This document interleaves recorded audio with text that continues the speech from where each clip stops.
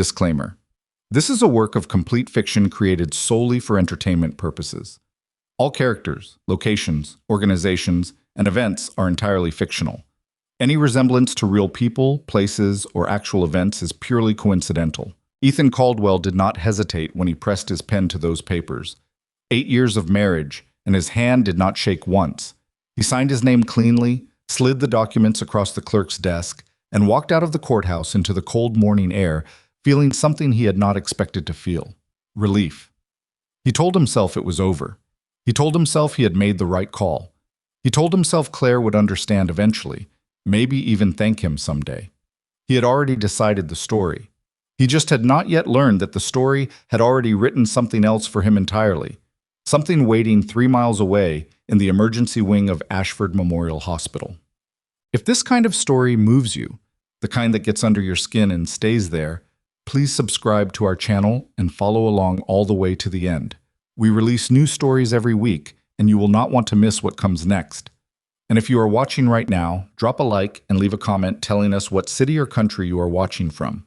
It means more than you know to see how far these stories travel. The morning Ethan Caldwell decided to end his marriage, he woke up before his alarm. That was the first sign something was different. He had been sleeping badly for months, grinding his teeth, waking up at 2 in the morning, staring at the ceiling of the guest bedroom, running numbers in his head that had nothing to do with work. But that Thursday morning in early March, he was wide awake at 5:15, lying flat on his back in the narrow guest bed with both hands folded over his chest like a man already rehearsing for something final. He lay there for a while without moving. The house was quiet. It was always quiet now. He could hear the refrigerator hum from the kitchen down the hall. He could hear the wind pressing against the window above the desk where he had been sleeping for 11 weeks. 11 weeks since he and Claire had stopped sleeping in the same room.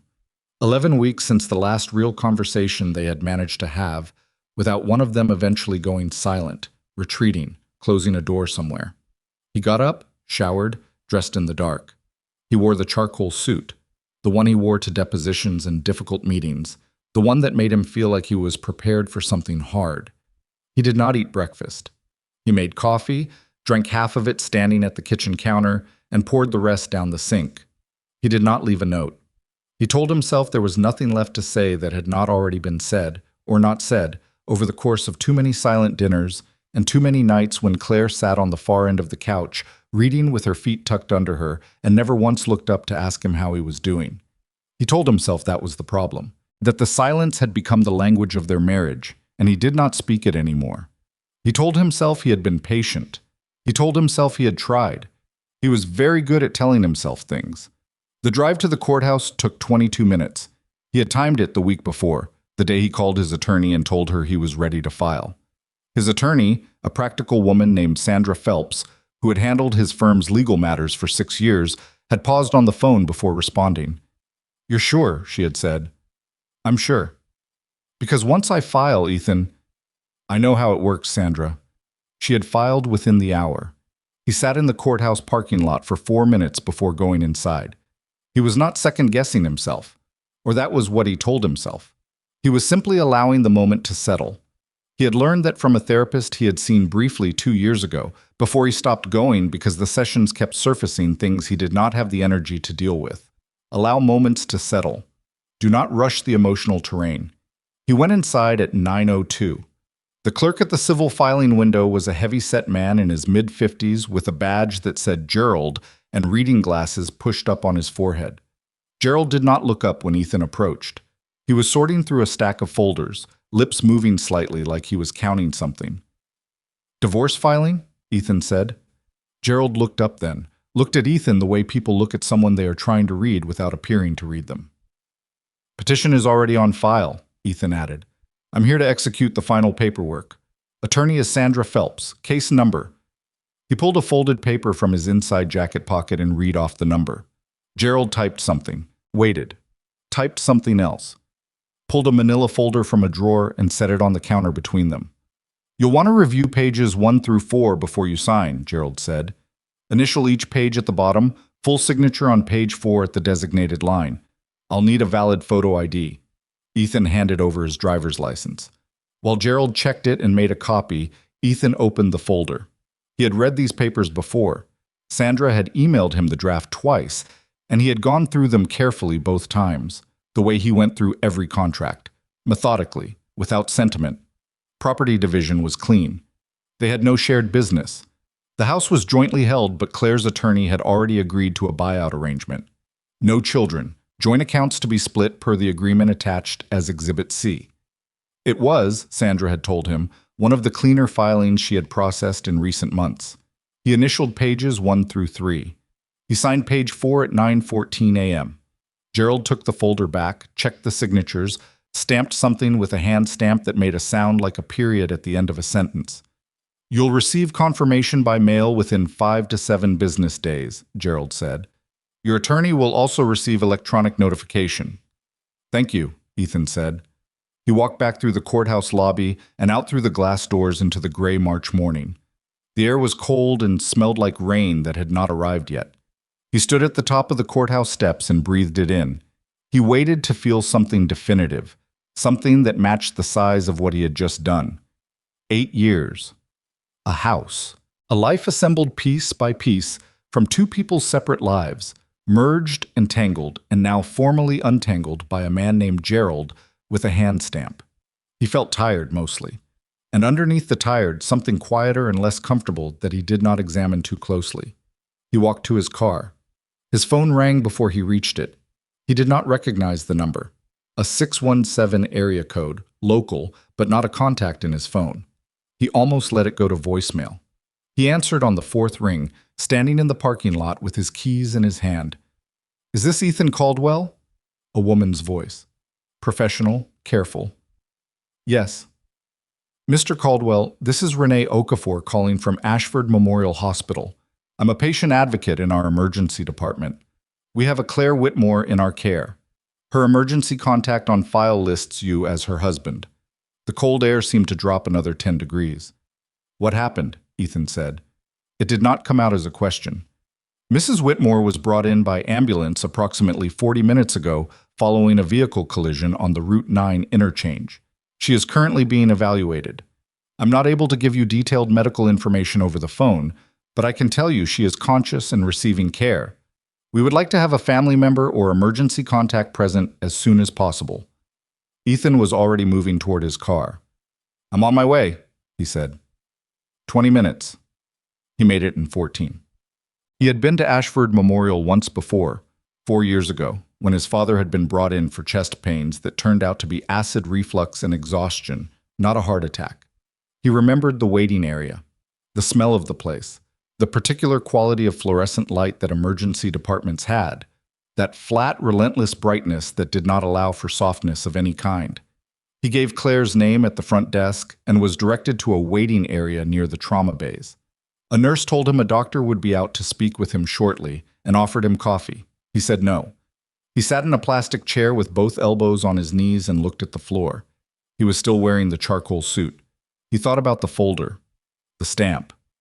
Gerald's reading glasses pushed up on his forehead. He thought about the drive home from the courthouse that he had already been mentally composing, the things he would do with the rest of his day, the strange, suspended quality of a day that had no particular obligations once the most important thing had already been done. He had thought about stopping for breakfast somewhere. He had thought about calling his brother. None of that seemed real anymore. The doctor who came out was a woman in her late 30s with her hair pulled back and a stethoscope folded around her neck. She moved with the efficient, unhurried pace of someone who had delivered difficult news more times than she could count and had learned to do it without unnecessary drama. "Mr. Caldwell?" He stood up. "Yes. I'm Dr. Yolanda Marsh, attending in the emergency department. Your wife was involved in a significant collision this morning. She sustained a laceration to the left temple that required suturing, bruised ribs on the right side, and a mild concussion. We've run a full battery of tests and imaging." She paused. "There's something I need to make sure you're aware of regarding the imaging results." "Tell me," Ethan said. "Your wife is pregnant, Mr. Caldwell, approximately 11 weeks along. We identified the pregnancy during our standard trauma protocol workup." The waiting room continued its background noise around him, a phone ringing somewhere behind the desk, a child crying 2 rows of chairs over, the flat, relentless light. I'm sorry." He stopped, started again. Did you say pregnant? Yes. 11 weeks, based on the ultrasound we performed. Both your wife and the baby are currently stable. The fetus shows no signs of distress at this time, which is very encouraging given the nature of the accident. Ethan sat back down without meaning to. The chair caught him. She didn't. He rubbed a hand over his face. She didn't tell me she was pregnant. Dr. Marsh's expression shifted slightly. Not pity exactly, something more careful than that. It's possible she wasn't aware, the doctor said. 11 weeks is still early enough that some women haven't yet experienced symptoms significant enough to prompt a test. We'll know more once we've spoken with her directly. She gave him a moment. Would you like to see her? He nodded. He did not trust his voice. The curtained bay where Claire was being held smelled like antiseptic, and something underneath it, something warmer, like the particular smell of a person you have slept beside for years and know without thinking. She was propped up slightly in the hospital bed, an IV line running into the back of her left hand, a white bandage covering the sutures at her left temple. There was bruising already showing along the right side of her jaw from the seatbelt. She looked small in the hospital gown in a way that she never looked anywhere else. Claire was not a small woman. In her own life, she occupied space fully. She had a way of standing and speaking that made rooms pay attention. But here, in the bed, under the fluorescent light, she looked diminished. She looked like something that had been hit very hard and had survived it, and was still taking stock of what was damaged. She looked at him when he pushed the curtain aside. He could not read her expression at first. Pain, obviously. Disorientation, the particular floating quality of a concussion, and something else, something that sharpened when she focused on his face and recognized him, and the sharpening was not warmth. You came, she said. Her voice was hoarse. Of course I came. She looked at the ceiling. I got the notification, she said. Before the accident. My phone. Sandra's office sent the electronic notification at 9:17. She swallowed. I know you yelled, Ethan. He stepped closer to the bed. He did not sit in the chair beside it yet. He stood at the foot of the bed with both hands in his pockets because he did not know what else to do with them. Claire, I don't want to do this right now, she said. Whatever you're going to say, I don't want to hear it right now. She stopped. Her jaw tightened. I have a headache that feels like my skull is trying to come apart. And the doctor told me about... She stopped again. She told me too, Ethan said quietly. Claire turned her head on the pillow to look at him. Her eyes were red at the edges. I didn't know, she said. I want you to understand that. I did not know. I know. Because I can see what you're thinking. You can't see what I'm thinking, Claire. I've been with you for 8 years. I can see exactly what you're thinking. Her voice hardened at the edges even as it shook. You're thinking that this complicates things. You're thinking about how this affects the filing. You're thinking about what Sandra is going to say when you call her. That is not what I'm thinking. Then what are you thinking? He looked at her, the bandage at her temple, the IV line, the bruising already coloring her jaw a deep purplish yellow.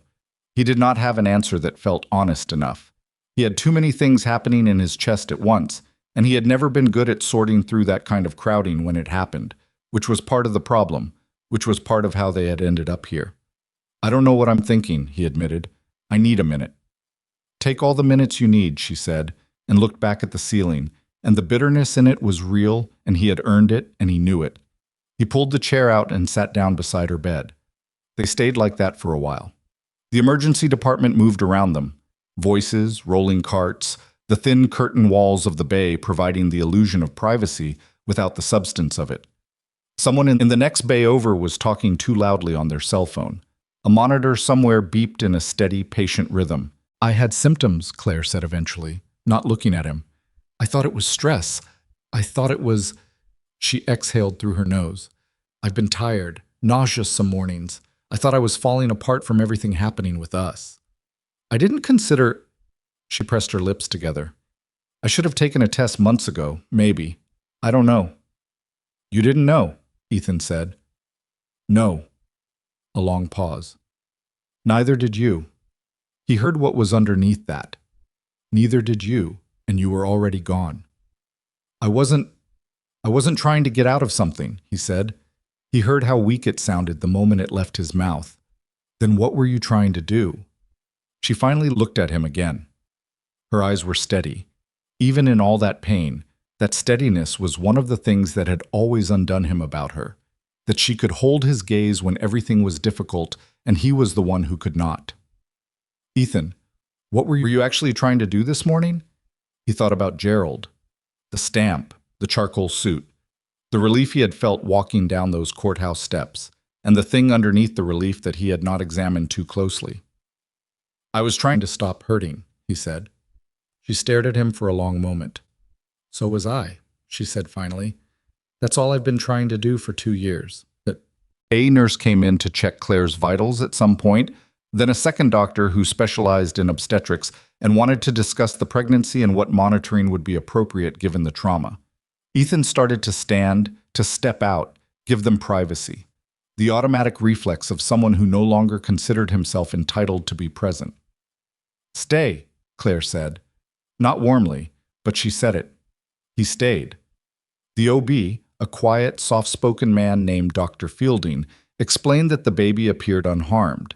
He explained what follow-up appointments would look like over the next several weeks, what symptoms to watch for, what activity restrictions were advisable after both the accident trauma and given the stage of the pregnancy. He spoke in calm, complete sentences and asked Claire if she had questions, and she asked 3 or 4, all of them practical and clear-headed in that way she had. And Ethan sat in the chair and listened and tried to absorb the fact that the conversation happening in front of him was real. 11 weeks. The math was not difficult. 11 weeks ago was early December. He had been sleeping in the guest room since mid-January. 11 weeks ago they were still sharing a bedroom, barely speaking but still technically occupying the same space. And there had been one night in early December that he could place precisely, a night when something had briefly broken open between them, when the silence had cracked and they had reached for each other in the dark, the way people do sometimes when they are too tired to maintain their defenses, and the loneliness of a broken marriage becomes briefly more unbearable than the effort of trying. He had not thought of that night since it happened. He had filed it somewhere and not revisited it, the way he filed many things. He was thinking about it now. After Dr. Fielding left, Claire was quiet for a while. She had her eyes closed. He thought she might be sleeping. He sat very still. I know what you're calculating, she said without opening her eyes. He did not deny it. December 3rd, he said. I know, she said. A pause. Claire, I am so tired, Ethan. Her voice, when she said it, was not angry anymore. It was something worse than angry. It was exhausted in a way that went deeper than the accident, deeper than the concussion and the bruised ribs. It was the exhaustion of a person who has been holding something very heavy for a very long time. I am so tired of all of it, of waiting for you to come back from wherever you go inside yourself, of eating dinner by myself at a table we bought together, of making decisions by myself about a life we were supposed to be building together. She opened her eyes. And I know I have my part in it. I know I pulled away too. I know I stopped fighting. But I need you to understand that the reason I stopped fighting was not because I stopped caring. It was because I didn't know how to keep fighting something I couldn't even see. He leaned forward with his elbows on his knees. What do you mean something you couldn't see? You, she said. I couldn't see you anymore. You were right there physically, in the house, sitting across from me, and I couldn't find you. Her voice broke on the last word, and she pressed her lips together until she had it back. That's what I've been living with. Not a husband who hated me. A husband who disappeared without leaving. He felt it then. The thing underneath the relief. The thing he had not examined on the courthouse steps. He felt it fully, and it was not comfortable. It was the truth he had been out running for 2 years, wearing the disguise of practicality and patience and a clean divorce filing. He had not been present. Not absent in the literal sense. He had been there, in the house, at the table, in the room. But present in the way a marriage requires, in the way another person requires. He had not been that for a long time. He had been going through the mechanics of a shared life, while the actual living of it drained quietly away. And he had told himself that was Claire's fault, or the marriage's fault, or simply the fault of time and entropy and the natural wearing down of things. He had not told himself it was his fault. He was telling himself now. I disappeared, he said. She did not disagree. And I didn't know how to come back, he continued. I kept thinking if I waited long enough, something would shift. And when it didn't, I decided that meant we were done. He shook his head. That was not fair to you. No, Claire said. It wasn't. The monitor beeped. The curtain shifted in a draft from somewhere. What do you want to do? He asked. She looked at him for a long moment. Something moved across her face that he couldn't fully read. Too many layers of pain and caution, and something older and deeper underneath. I don't know yet, she said. I'm in a hospital bed, Ethan. I just found out I'm carrying a child I didn't know I was carrying, and my husband filed for divorce 3 hours ago. I don't know what I want to do. I need time to think. She held his gaze. But I need you to understand something clearly. Okay, I will not stay in a marriage because of a baby. I will not do that to myself, and I will not do that to a child. Her voice was quiet and completely steady. If we do anything from here, it has to be because you actually want to fix what you broke. Not because this changes the legal math. Not because of obligation. Do you understand me? Yes, he said. I mean it. I know you mean it. She studied him, then she looked back at the ceiling. Go get some terrible coffee from that machine down the hall, she said after a while. And then come back and sit here because I don't want to be alone right now. That's all I'm asking for tonight. He stood up. Cream? He said. Or just black? Something passed across her face. Not a smile, too early for that, too much damage between them for anything that easy. But something small and human and real. Just black, she said. I've been taking it black for 6 years. You used to know that. He had known it. He had forgotten it somewhere along the way, in the long, slow erosion of paying attention to a person. I remember now, he said. He went to get the coffee. The coffee from the machine down the hall cost $1.75 and tasted like hot water that had been shown a picture of a coffee bean once, briefly, from a distance. Ethan stood in front of the machine and drank half of his own cup while it was still too hot, burning the roof of his mouth, not really caring. He refilled it, got a second cup for Claire, and stood there in the hallway for a moment longer than necessary. A hospital at 11 in the morning had a particular rhythm to it, not the frantic pace people imagined from television. Mostly, it was just people moving at a measured, purposeful pace, nurses with tablets, orderlies pushing carts, the occasional family clustered together in the way families cluster when they are waiting for news and don't know what to do with their hands. A woman in her 70s sat near the vending machines with a rosary she wasn't using, just holding, her eyes fixed on the middle distance. An older man in a down vest paced a slow rectangle between two sets of chairs, checking his phone every fourth step. Ethan watched them without really seeing them. 11 weeks. He kept coming back to it. Not the pregnancy itself, or not only that, but the timeline of it. 11 weeks ago, he and Claire had been in the same bed, in the same room, technically still a married couple in all the ways that counted on paper. And whatever had happened between them in early December had produced something real and consequential and completely invisible to both of them, while they spent the following weeks dismantling the marriage around it. It seemed like something from a story that was trying too hard to make a point. He picked up both cups and went back down the hall. Claire was awake when he returned, sitting up slightly more than before, which seemed like a good sign. She had her phone in her hand. She put it face down on the blanket when he came in. "Who are you talking to?" he asked. "My sister." He handed her the coffee. She wrapped both hands around the cup and held it without drinking, the way she always did, warming her hands first. He had forgotten that too. It came back to him watching her do it now, the specific gesture of it, how she would hold a cup of anything hot for 30 seconds before she took a sip, how it used to make him impatient when they were running late somewhere. "What did you tell her?" he asked. "The accident, the hospital." She paused. "The rest. Is she coming?" "I told her not to yet. I told her I'd call her when I knew more about what was happening." She looked at him sideways. "She asked if you were here." "What did you say?" "I said yes." A pause. "She didn't say anything nice about that." He nodded. He did not blame Mara. Claire's younger sister had never been subtle about her opinions of him, and the last few months would not have improved those opinions. "She's allowed," he said. Claire finally took a sip of the coffee, made a face. "This is terrible." "I know. I'm sorry." "It's the hospital's fault, not yours." She took another sip anyway. "Ethan, I need to ask you something, and I need you to actually answer me, not give me the version of the answer you think I want to hear. Okay. Before your phone rang this morning, walking out of the courthouse, what were you feeling? He thought about lying. Not a large lie. Just the softened version. The version that made him look like a man in pain rather than a man who had, for approximately 8 minutes in a parking lot, felt something uncomfortably close to relief. He thought about the version where he described the weight of the decision and the grief of it and left out the other part entirely. He didn't. Relieved, he said. For about 8 minutes, I felt relieved. She did not look surprised. She looked like someone who had suspected the answer and still found it painful to hear confirmed.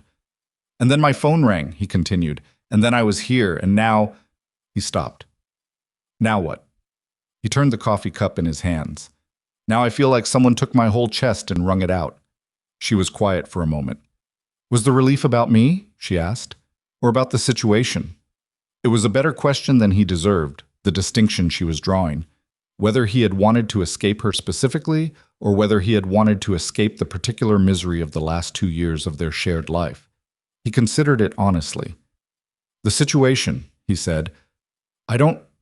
Claire, I have never wanted to be away from you. I want to be clear about that. What I wanted was to stop being in that house together and being so far from each other at the same time. It felt like… He searched for the right comparison. It felt like the distance was the permanent thing, and being married to you was just making me feel the distance more. She listened without interrupting. That makes a terrible kind of sense, she said at last. I know it's not… No, I mean it. It actually makes sense. She set the coffee down on the bedside tray. That's exactly how I felt when I moved to the guest room the first time, 6 months ago. I moved there so I didn't have to lie next to you and feel the gap between us every night. I thought if I gave us physical space, it would be easier to… She pressed her hand flat against the blanket. I thought it would clarify something. Instead, it just made everything worse. You moved back, he said, for 3 weeks. And then I moved back to the guest room permanently because nothing had changed. She looked at him directly. You didn't come after me, either time. He had not. He had told himself both times that she needed space. He had told himself he was respecting her distance. He had told himself a lot of things that, looking at them now in the flat emergency department light, were ways of not having to do the harder thing. I should have come after you, he said. Yes, you should have. They sat with that for a while. It was not a comfortable silence, but it was different from the silence in the house. The house silence had been evasive, both of them performing the absence of conversation because actually attempting one felt too large and too risky. This silence was different. It had something in it. He could not name it exactly, but it was closer to real than anything they had managed in months. A nurse came in, checked the monitors, made a note on a tablet, left without much ceremony. Through the thin curtain wall, they could hear someone laughing in the hallway. A short bark of surprised laughter, the kind that happens when something unexpected and briefly wonderful breaks through a difficult day. Claire glanced toward the sound and then back. The doctor wants to keep me overnight, she said, for observation. The concussion, and also because of the pregnancy. I know, Dr. Marsh mentioned it. You don't have to stay. He looked at her. Where else would I be? He said. She studied him. Not warmly. She was not ready for warm, he understood that, and he was not asking for it. She was assessing him in the careful way you assess something you have been burned by, checking for the specific structural weakness that burned you before. I don't know, she said finally. You were supposed to be somewhere else today. You had plans. Those plans changed. Changed or got complicated. Claire, I'm serious. I need to understand what you're doing right now. Are you here because you want to be here? Or are you here because a pregnant woman was in a car accident and you are physically incapable of walking away from that? Even you, even today. It was a fair question. It was the fairest question she could have asked. And it was also the hardest one because he did not have an answer clean enough to give her. Both, he said. I think both things are true right now and I can't separate them yet. But I know that when I was standing in that parking lot and my phone rang, the first thing I felt was scared.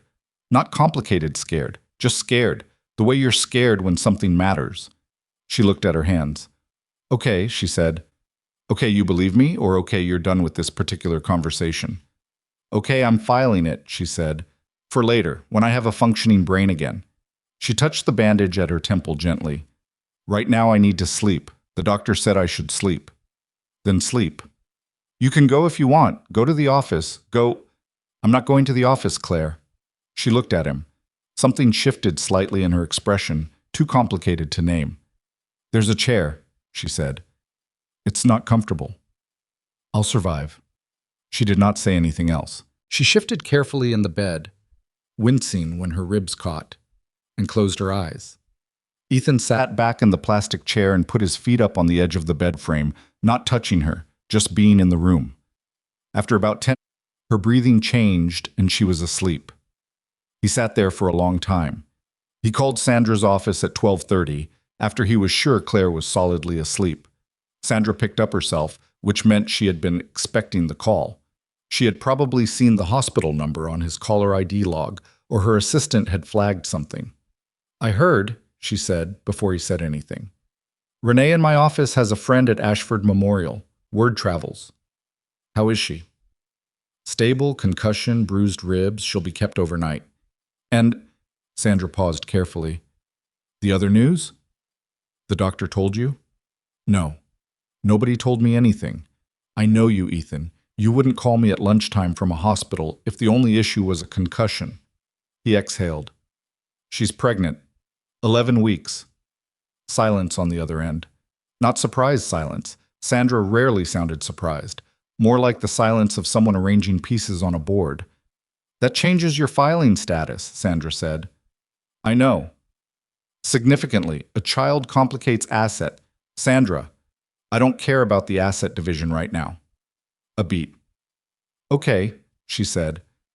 I need to know what my options are. If I wanted to... He stopped, reformulated. What does it look like if I wanted to withdraw the petition? Another pause. Longer. You can withdraw a petition at any point prior to the judge issuing the final decree, Sandra said. Since we're still in early stages, you signed the papers this morning. Nothing has been reviewed by a judge yet. Withdrawal is straightforward. It would essentially nullify the morning's filing as if it hadn't happened. She was quiet for a moment. Ethan, I'm not going to tell you what to do. That's not my job. But I want to ask you something. Go ahead. Is this the baby talking, or is this you? He looked at Claire sleeping, the bandage, the IV line, the particular smallness of her in the hospital bed. I don't know yet, he said honestly. Then don't do anything today, Sandra said. You have time. Nothing moves at the courthouse until at least next week. Give yourself the time to know. Okay? And Ethan. Yeah. For what it's worth. And this is me speaking as someone who has known you for 6 years, not as your attorney. You sound like a man who got a wake-up call. Those aren't always bad things, even when they arrive the way this one did. He didn't know what to say to that. He thanked her and got off the phone. He sat in the chair with his phone in his hands and thought about that for a while. Mara showed up at 4 o'clock. Ethan was in the hallway getting more terrible coffee when he saw her coming off the elevator. Claire's younger sister, 34 years old, with Claire's same dark hair but sharper features and a way of carrying herself that communicated she was already angry about something before she arrived. She was pulling a small rolling bag, which meant she had packed to stay, which meant she had ignored Claire's instruction about waiting. She saw Ethan before he could do anything useful about being in her path. She stopped. They stood in the hallway about 15 feet apart. The afternoon light through the window at the end of the corridor fell between them. Mara, he said. Ethan. She said his name like a word that tasted bad. Where is she? Bay 7. She was sleeping about an hour ago. She may still... You filed for divorce this morning. It wasn't a question. He held her gaze. Yes. While she was in a car accident. I didn't know about the accident. I filed at 9:14. The accident was around 9:30. 18 minutes, Mara said. You beat your own wife's car accident by 18 minutes. I know how it looks. Does it look bad, Ethan? Does it look bad that you spent 8 years with my sister, and on the specific morning you decided to legally end that, she ended up in a hospital? Her voice was controlled, but barely. I'm just trying to understand your read on the optics here, Mara, and I'm sure there's a very reasonable explanation. I'm sure you had thought it through very carefully, and it all made perfect logical sense. You always think things through very carefully. She stepped closer, keeping her voice low. That's what Claire always said about you. She said, Ethan is the most careful man I know. He thinks before he speaks. He thinks before he acts. He thinks before he... She stopped, swallowed. She thought that was a good thing. For a long time, she thought that was a good thing. And then, he said, and then she realized that sometimes you were thinking about leaving long before you ever said a word about it. And by the time she figured it out, you'd already made up your mind. She set her rolling bag down at her feet. She is my sister. I have watched her carry your distance for 2 years like it was her fault, making excuses for you, wondering what she did wrong. Her jaw tightened. She deserved better than a man who checked out and left her to figure it out by herself. He did not argue with any of it. That seemed to throw her slightly. She had been prepared for defensiveness, for the list of justifications, for the version of events where he was also a victim of the marriage's unraveling. His not offering it seemed to take some of the prepared momentum out of her. You're not going to fight me on that? She said. No. She studied him, looked at the coffee cups in his hands. Is one of those for her? Yes. She doesn't like it from machines. I know. It's what's available. Mara looked at him for another moment. The anger did not leave. It settled slightly, reorganized itself, became something more complex. I'm going to go see my sister, she said. Of course. You should probably... She gestured vaguely. Give us a while. I'll be here, he said. She picked up her bag and walked down the hall to Bay 7. Ethan leaned against the wall near the vending machines and drank his bad coffee and listened to the hospital move around him and did not go anywhere. They moved Claire to a regular room at 6 that evening, a semi-private room on the 4th floor, which ended up being a private room because the other bed was currently unoccupied. It was an improvement over the emergency bay, a window that showed a view of the hospital parking garage, but at least admitted some of the last gray afternoon light, a proper door instead of a curtain, a reclining chair in the corner that was approximately 30% more comfortable than the plastic chair downstairs. Mara had been in the room when they transferred Claire up. She was sitting in the chair by the window, scrolling her phone, when the orderlies wheeled Claire in. She stood up and took her sister's hand, and Claire said something quietly that Ethan didn't hear, and Mara made a sound that was almost a laugh. Ethan hung back near the door while the nurses got Claire settled, checked her again, walked her through the evening protocol and the night checks, and the button for the call if she needed anything. Claire listened and asked her practical questions and thanked them. When the nurses left, the 3 of them were alone in the room. Mara looked at Ethan across the room. She told me about the baby, she said. Mara, Claire said, I'm not starting anything. I'm just... She stopped. Her composure cracked slightly at the edges, just briefly, and what was underneath it was not anger, but something more complicated and more scared. I'm just saying I know. Okay, Ethan said. Okay, Mara echoed, in a tone that made clear she had things she was not saying. Claire looked between them with the expression of a person who does not have the energy for what might happen if she lets it go. Mara, can you get me a proper tea from somewhere? Not the machine. There's a cafe on the 2nd floor. I saw it when they were bringing me up. Mara looked at her sister, understood what she was being asked to do.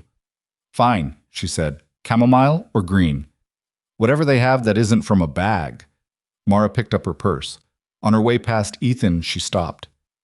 If you hurt her again, she said quietly, I will not be this measured about it. I know, he said. She left. Claire closed her eyes briefly, then opened them. She means well, Claire said. I know she does. She's also right. She said it without looking at him, adjusting the IV line slightly where it had shifted. I'm not telling you she's wrong. Neither am I. Claire looked at him then. She had more color than she had in the emergency bay. The pain was still there, the concussion making her eyes slightly unfocused at the edges, but she looked more like herself, more like the woman he had been failing to actually see for 2 years. I've been thinking, she said. About what? About December 3rd. He waited. I've been thinking about what that night was, she said. What it actually was, not what we've been pretending it wasn't. She picked at a thread on the hospital blanket. We didn't fall back in love for one night. That's not what happened. What happened was that we were both exhausted and sad and we missed each other. Not the people we'd become, but the people we were before all of this.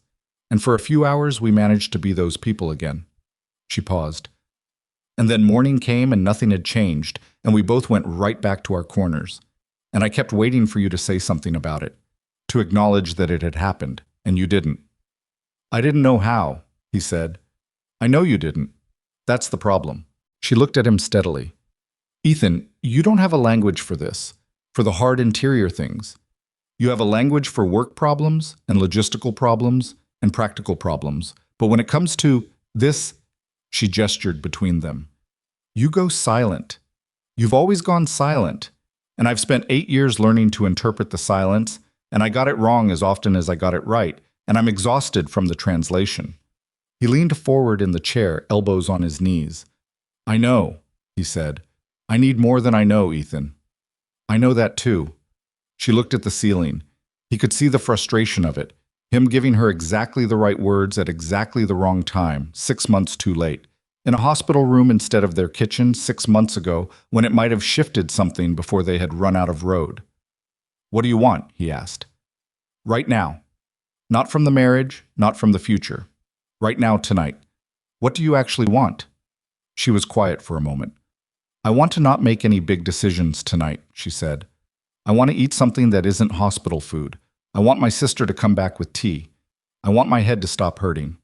She looked at him. And I want to not be alone in this room when I go to sleep. Even if that's a terrible idea. Even if it doesn't mean anything about what happens next. She said the last part carefully, like she was drawing the boundaries clearly so he understood them. Can you do that? Just stay? Not talk about the filing, not talk about the baby, not talk about what we're doing or not doing, just be in the room. Yes, he said, I can do that. She nodded. They were quiet for a while. Mara came back 20 minutes later with tea and a paper cup and a slightly aggressive expression that softened fractionally when she saw the two of them sitting in the same room without anything visibly on fire. She handed Claire the tea, pulled the other chair to the opposite side of the bed from Ethan, got out her phone. There's a show I've been watching, Mara said. It's completely stupid, about people renovating houses and falling in love with their contractors. That sounds terrible, Claire said. It is terrible. You'll love it. Claire looked at Ethan. You don't have to. I've seen worse, he said. Mara found the show on her tablet and propped it on the bedside tray, and the three of them sat in the room while the gray outside the window darkened into proper evening, watching people argue about kitchen counter choices on a small screen. Nobody talking about the things that actually mattered, which was somehow exactly right for the moment they were in. Around 9 o'clock, Claire fell asleep mid-episode, her tea half finished and cooling on the tray. Mara turned the volume down and looked across the bed at Ethan. She's going to want to believe you, Mara said quietly. That's the thing you need to understand about my sister. When she loves someone, her default setting is to want to believe them. She has fought that her whole life, the part of her that forgives too easily, that explains away too much. She's worked hard to develop skepticism. She looked at her sleeping sister. Don't make her use all of it on you. I don't intend to, he said. Nobody intends to, Mara said. She said it without cruelty, just as a fact, and it landed like one. They sat on opposite sides of the bed for another hour. At some point, Mara fell asleep in her chair with her jacket pulled over her shoulders. The room was quiet, except for the distant sounds of the hospital's nighttime rhythm. Quieter than the day, but not silent, always the background evidence of other people's crises and other people's vigils. Ethan sat in the reclining chair and did not sleep. He sat there and thought about a marriage the way you think about a structure you've been living in so long, you stop noticing whether it was sound. You get used to the drafts. You get used to the places the floor gives slightly underfoot. You tell yourself that's just how old houses are. Nothing is perfect, everything settles. And you don't notice until something fundamental shifts that what you had been calling settling was actually something closer to damage, accumulated slowly over time. He thought about December 3rd. He thought about Claire's voice saying you disappeared without leaving, which was the most accurate description of what he had done that he had ever heard, more accurate than anything he had managed to tell himself. He thought about the courthouse, the charcoal suit, Gerald's reading glasses, the stamp. He had been so certain that morning.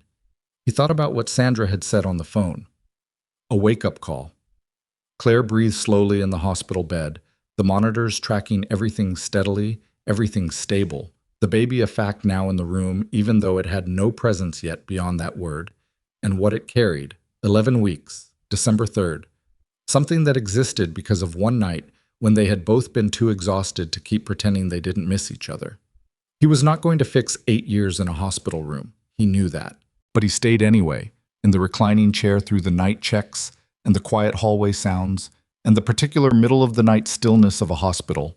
And when the gray light began to come back in through the window that looked out over the parking garage, he was still there. The morning after the accident, the hospital had a different quality to it. The nighttime hush gave way to the sounds of breakfast trays and shift changes and the particular organized chaos of a floor coming back to life. Ethan had slept perhaps 2 hours in the recliner, waking at intervals whenever someone came in to check monitors or vitals, and by 6:30 he had given up on sleep entirely and was sitting up in the chair with his jacket across his lap, watching the window lighten. Claire woke at 7:15.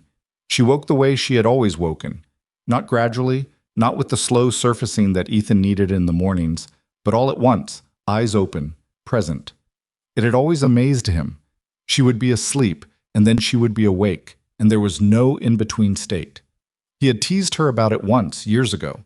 She had said she did not understand people who required a warm-up period for consciousness. She looked at him across the room. "You're still here," she said. "I'm still here." She looked at her sister, asleep in the chair on the other side of the bed, jacket pulled over her shoulders, mouth slightly open. "Did either of you sleep?" Mara did. I did a little. She tried to push herself upright and immediately stopped, her hand going to her right side where the ribs were. "Don't," he said, already out of the chair. "I've got it." "Claire, I have it." She moved more slowly, carefully, finding the position that didn't pull at the bruised ribs, and got herself sitting up without his help. She accepted the water glass he handed her, though. She drank half of it and set it on the tray. "How's your head?" he asked. Like someone filled it with wet concrete and then dropped it. She touched the bandage at her temple carefully. "Better than yesterday, though. The floating feeling is less." Dr. Marsh came in at 8. Claire, with the focused efficiency of someone who had already seen 12 patients, and it was barely morning, and pronounced the concussion progressing normally. The bruised ribs were going to hurt for several weeks. Nothing to be done about that except time and caution. The OB, Dr. Fielding, followed at 8:30 and said the same things he had said the evening before, but with the addition of a printed list of prenatal recommendations and a follow-up appointment scheduled for the following week. Claire took the paperwork and read it the way she read everything, thoroughly, without rushing, asking 2 clarifying questions at the end. Dr. Fielding answered them and left. She sat with the papers in her lap for a moment after he was gone. Mara had woken up during the doctor's rounds, accepted the coffee Ethan had retrieved from the hallway machine without comment, and was now sitting in her chair watching her sister with the careful attention of someone who is trying to read a situation without appearing to read it. "So," Mara said. "Don't," Claire said. "I wasn't going to say anything. You had a so face. Your so face means you're about to say something. I was going to ask how you felt about the discharge paperwork." "Mara, I'm serious. Will they send you home today or—" "They said this afternoon, if the concussion assessment goes well this morning." Claire set the papers on the tray. "There's a test they want to do, some cognitive baseline thing. If the results are in the range they want, I can go home." Home. Ethan watched her say the word and understood, from the slight hesitation before it, that she was aware of the complicated geography of it. Home was the house on Whitfield Street that belonged to both of them on paper and felt, for the last several months, like a place they were both merely storing themselves. The house where they had stopped eating dinner together. The house with the guest room where he had slept for 11 weeks while she slept alone in the bedroom down the hall. "I can stay at Mara's," Claire said, without looking at either of them. "While I'm recovering, it would be easier to have someone around for the first few days, and the house—" She stopped. "Claire," Mara said carefully, "the house is fine. I just think—" "You don't have to explain," Ethan said. She looked at him. "I'm not explaining. I'm deciding." "I know. I'm not arguing with you." Mara looked between them with the expression of someone watching a chess match played in a language she mostly but not entirely spoke. "There's another option," Ethan said. He said it carefully, aware of the ground he was on. "You could go home, to the house, and I could— There's the guest room. I've been sleeping there for 3 months. Nothing about that changes, but I'd be there if you needed anything." Claire was quiet. That's... She stopped. It's not a proposal, he said. I'm not trying to frame it as anything. I'm saying you shouldn't be alone in a house for the first few days after a concussion and a car accident. That's practical. I can stay with her, Mara said. You have work, Claire said. You have Marcus and the kids. Marcus can handle 3 days with the kids. Mara, I'm offering. Claire looked at the window, the parking garage, the narrow strip of actual sky visible above it. I'll think about it, she said. I'll decide after the test. The cognitive test took most of the morning. Ethan left the room during it, walked the hallways of the 4th floor twice, found a better coffee situation on the 2nd floor in the actual cafe that Mara had located the evening before, brought back 3 cups, drank his standing in the hallway outside Claire's room while a volunteer pushed a cart of magazines past him, and a man in a bathrobe shuffled along the opposite wall with the deliberate, careful steps of someone relearning what his body could do. Ethan watched the man and thought about relearning, about how long that took and whether you could rush it and what it cost to try. His phone had been buzzing intermittently all morning. His office. He was a senior partner at a mid-sized civil litigation firm, and a Thursday without him in it was not a catastrophe, but it was a disruption. His assistant, Donna, had texted twice with questions he had answered briefly. His partner, Greg Hallis, had called once, and Ethan had sent it to voicemail, and Greg had texted afterwards. Heard you had a family situation? Let me know if you need coverage today. Ethan had texted back, yes please, I'll explain later. He had not yet explained anything to anyone at work. He was not sure how to begin. He was not sure which part of the morning he was telling. The courthouse, the phone call, the hospital, the pregnancy, the night in the reclining chair. It was too much for a text message and too raw for a real conversation, and he did not yet have enough distance from it to make it into any kind of story that made sense. He thought about calling his brother. His brother Daniel was 2 years older than Ethan and lived in Portland and was, in most of the ways that counted, a better man than Ethan without seeming to try particularly hard at it. Daniel had been married to the same woman for 14 years, and they had 3 kids and a house with a yard that needed constant work, and they seemed, from the outside at least, like 2 people who had figured out something fundamental about the project of being a family. Ethan had never asked Daniel how he had done it. It had seemed unnecessary, in the years when his own marriage seemed fine enough. He had not asked because asking would have admitted a need he was not ready to admit. He thought about the phone call to Daniel that was coming eventually.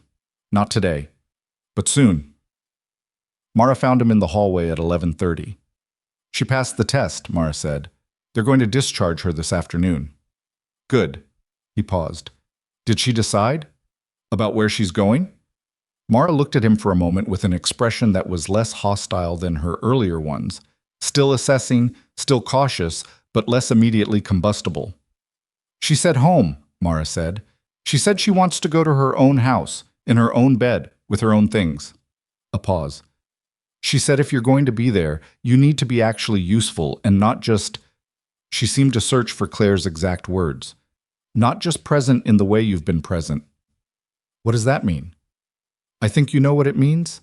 He did know. He had been present in the house the way furniture was present. There, occupying space, technically available, not actually engaged with anything. Okay, he said. Mara studied him. She also said that this doesn't mean anything is decided, she added. About the marriage, the filing, any of it. She said she needs to recover before she can think about any of that. I understand. Do you?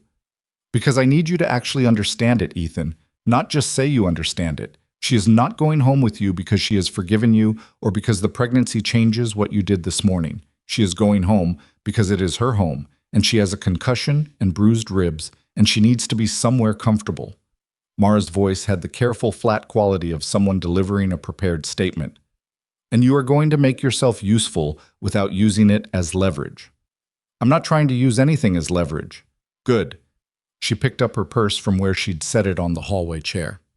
I'm going to go get her some actual clothes from the house. She came in with what she was wearing, which is ruined. Do you still have the spare key on your keychain, or did you already hand that back to some attorney?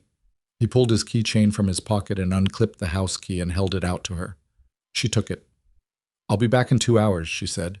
Don't let her do anything the doctors told her not to do while I'm gone. I won't.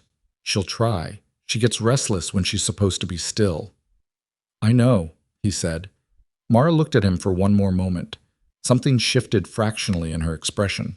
Not warmth exactly, not forgiveness, but the small recognition of a person who knows something that she hasn't yet decided what to do with. Then she left. I went back into the room. Claire was sitting up in bed looking at her phone with the particular focused frown she got when reading something that required her full attention. She did not look up immediately when he came in. "Mara's going to get you clothes," he said. "I know. I texted her the code for the garage." She kept reading. He sat down. After a moment, she set the phone face down. "I need to call my office," she said. "I've been putting it off. Do you want me to step out?" "No, it's fine. It's just, I have a meeting tomorrow that I'm going to have to cancel, and there's a document review that was supposed to start next week, and—" She pressed her fingers to her forehead carefully, avoiding the bandage. "I can't think about it right now. I'll call them in an hour." Claire worked as a senior contracts manager for a healthcare consultancy downtown, a job that required the same qualities she brought to everything else: the careful, methodical attention, the practical questions, the ability to hold multiple complex things at once. She had been good at it for as long as Ethan had known her. She had gotten better at it over the last few years, rising to the senior role 18 months ago. He had taken her out to dinner to celebrate that promotion. It was the last time he could remember them having a genuinely good evening together. Not an evening without tension, but an evening where the warmth between them broke through anyway, where they had sat in a restaurant booth and talked for 3 hours about things that were not the state of the marriage. And he had watched her describe her new role and felt something that was very close to the feeling he had at the beginning, the feeling that she was someone he would never fully be done discovering. And then they had gone home, and the next morning the house had been quiet again, and neither of them had known how to keep that particular fire going between the restaurant and the front door. "Ethan," she said. "Yeah." "I need to ask you something, and I want you to not give me the careful answer. The answer you've thought through." He nodded. "Why did you stop trying? Not the official version, not the version where we both drifted and it was nobody's fault, the actual reason." It was a different question from the one she'd been asking. Not what happened between them, not how he felt, but specifically his internal logic for giving up. He sat with it for a moment, not constructing an answer, actually sitting with it, which was different and harder. "Because trying felt like failing in slow motion," he said. "Every time I tried to reach for you and you weren't there, or every time I could tell you were trying and I didn't know how to meet you, it felt worse than just not trying. At least if I wasn't trying, I couldn't fail at it." Claire stared at him. "That is the most self-defeating thing I have ever heard," she said. "I know." "Ethan." "You stopped trying to save our marriage because trying and failing was more painful than just letting it die?" "When you say it like that, how should I say it? I know how it sounds. It sounds like you chose the absence of pain over the possibility of something working." Her voice was not angry. It was something more exhausted than angry. The sound of a person locating the specific piece of machinery that broke and seeing it clearly for the first time. "I spent 2 years thinking I wasn't enough, that I had done something or become something that made you decide I wasn't worth fighting for. And the actual reason was that fighting scared you. Claire, don't manage me right now. I'm not angry. I'm just—" She shook her head carefully, remembering the concussion. "I'm trying to understand the geometry of it." The geometry. How we got from that restaurant booth 18 months ago to the courthouse this morning. The shape of it. What the actual trajectory was. She looked at him. "Because from where I was standing, it felt like you made a decision to be somewhere else, emotionally, and then punished me for not following you there." He opened his mouth and then closed it. Because she was right. Not in the simplified version that made him a villain. That wasn't quite what had happened, and they both knew their shared history was more tangled than a villain story allowed for. But in the structural truth of it, in the basic sequence, he had retreated first into his own internal distance, and then had felt Claire's distance as abandonment rather than mirroring, and had responded by retreating further. He had started the withdrawal and then been surprised and wounded by hers. "Yes," he said. She waited. "I started it," he said. "The pulling away. I started it, and then I blamed you for it." She absorbed that. Her expression did not transform into something easier. This was not the conversation where everything suddenly made sense, and the weight lifted. Her face held the truth of it with the same steadiness she held everything difficult, without flinching but without pretending it didn't cost something. "Why?" she said. "Why did you start pulling away?" He thought about the therapist he had stopped seeing 2 years ago, the thing that kept surfacing in those sessions that he didn't have the energy to deal with. "My father," he said. He said it before he could think better of saying it, which was probably the only way it was going to come out. The way my parents were, the way my father was in that marriage, always there, always providing, always doing the practical things, and completely unreachable in any other way. He rubbed his jaw. "I watched my mother spend 30 years trying to get through to a man who was physically present every single day and emotionally somewhere else entirely, and I told myself I was nothing like that." Claire was very still. "And then," he continued, "somewhere around year 4 or 5 of our marriage, I started to notice that the things that made me feel safe, the routine, the not talking about the hard things, the going through the mechanics of a shared life without engaging with the actual—" He stopped. "I noticed that I was doing what he did, and instead of changing it, I just—" "You got worse," she said quietly. "Yes. Because once you saw it, you didn't know how to stop it." "Yes." She was quiet for a long moment, long enough that he couldn't read what was moving through her. Outside the window, the slice of sky had gone to flat white, the sun pressing uselessly against cloud cover. "You never told me that," she said. "About your father. About that being what you were afraid of." "I know." "Ethan, do you understand that if you had told me that 3 years ago, 2 years ago, at any point, it would have changed how I read your distance? I would have known it wasn't about me." "I know." "But you held it instead." "Yes." She looked at him with something that was not quite pity and not quite frustration, and was somehow worse than both. The particular expression of a person who has just been shown the root of a problem so clearly that they cannot decide whether to be relieved or heartbroken. "We should have been in therapy 2 years ago," she said. "Yes." "I brought it up, more than once." "I know." "And you said you didn't think we were at that point yet." He remembered saying it. He remembered the specific occasion. A Sunday evening in the kitchen, Claire at the counter making tea, saying it carefully, not accusatorially, just raising it as a possibility. And him saying they didn't need it. They were fine. They just needed to communicate better. What he had meant was, "I cannot sit in a room and have someone prompt me to surface the things I have been managing by keeping them buried." "I was wrong," he said. "You were protecting yourself." "At your expense." She didn't disagree. The afternoon moved around them, the room quiet. A lunch tray arrived that Claire ate about a third of. He went to the cafe and brought back a soup she actually finished. They did not talk about the filing or the withdrawal or what happened next. They talked in the practical way, about what she would need at home the first few days, about the follow-up appointments, about her office, and how she would handle the next week or 2 of work. It was not intimate conversation, but it was functional, and it was 2 people who knew each other well managing something together, which was at least a version of the thing they had stopped doing. Mara returned at 1:30 with a bag of clothes and a container of soup from the Lebanese place Claire liked 2 blocks from the house, even though Claire had already eaten. "Put it in the fridge for tonight," Claire said. "Already planning your fridge," Mara said. She looked between them, looked more closely at Claire. "You look better than this morning." "I feel better than this morning." The cognitive test passed. They said this afternoon. "Good." Mara set the bag down and turned to Ethan. "I ran into your neighbor, the one with the dog, Mr. Peretti." "Peretti?" Ethan said. "What was he—" "He was walking the dog past the house when I came out. He asked where Claire was. I said she'd been in an accident. He sent his regards." Mara paused. "He also said he'd seen the moving truck outside the house 3 weeks ago and assumed you were doing a big reorganization." The room shifted. Claire looked at Ethan. "What moving truck?" she said. He understood immediately what had happened, and the understanding was not comfortable.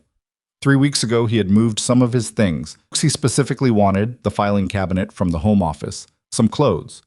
He had rented a small storage unit with the intention of beginning the process of separating their belongings ahead of the formal proceedings. He had not told Claire. He had told himself she probably wouldn't notice, that he'd chosen things carefully enough that their absence wouldn't be immediate. He had told himself he was being practical. "Ethan," Claire said. The single word had an entire register of things in it. I moved some things to a storage unit 3 weeks ago.